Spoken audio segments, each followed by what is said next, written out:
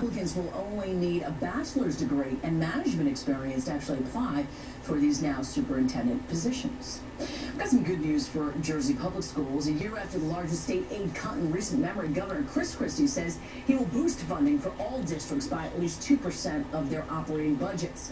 Some superintendents say they will use this money to rehire laid-off teachers and also to try and reduce class sizes.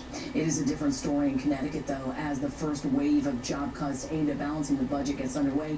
Nearly 60 state troopers received layoff notices. The troopers losing their jobs are members of previous graduating classes. They're among the hundreds of layoffs announced late yesterday as officials try to struggle and close the state's $40 billion budget gap. John.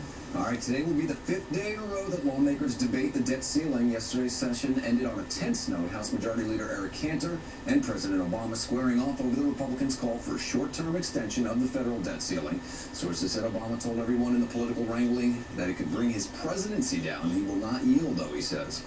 And a warning from a leading credit agency, Moody's Investor Service, raised the pressure on the White House and lawmakers to reach a debt deal by placing the nation's credit rating under a review for a possible downgrade. It is the first time the U.S. has been put on review since 1995. There's concern that the debt threshold will not be raised in time to prevent a missed payment or interest or principal on outstanding bonds and notes. A dire warning from the Federal Reserve Chairman Ben Bernanke about the country's credit right now. Bernanke says the Fed is ready to act if the economy gets weaker. He warned lawmakers that allowing the country to default on the debt would make matters worse.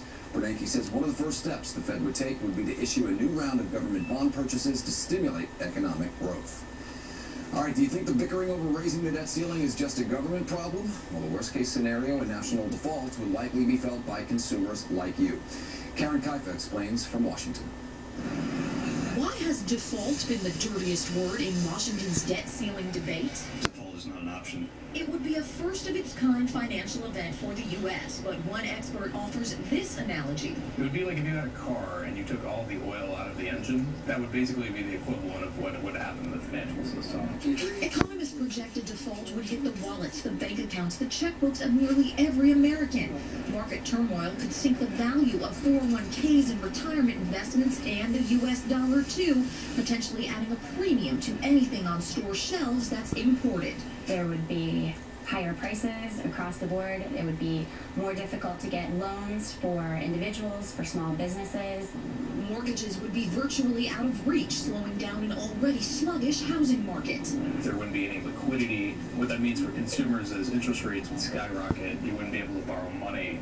Higher interest rates would make loans for everything from cars to college education more expensive. That's going to add up over time, and it's going to affect people's mortgage rates. It's going to affect their credit card rates. It's going to affect everything that they pay on that's any kind of loan.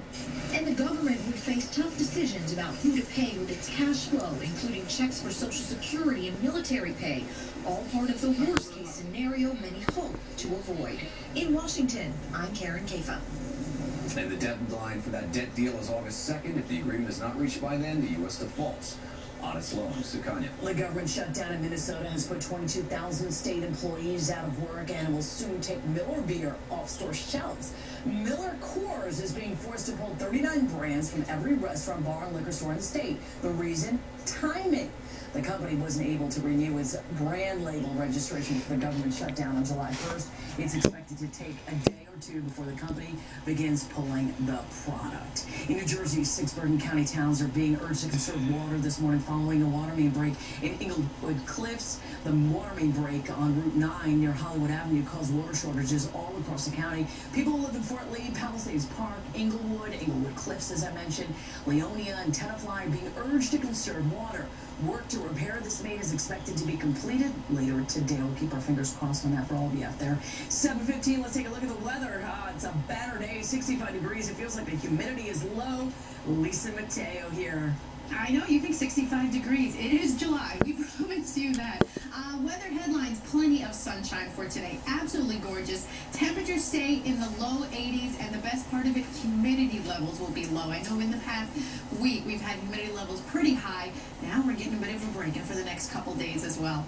Our temperatures right now, 66 degrees for New York City. Still up north, still have 50. Newburgh, 59 degrees. Belmar at 66.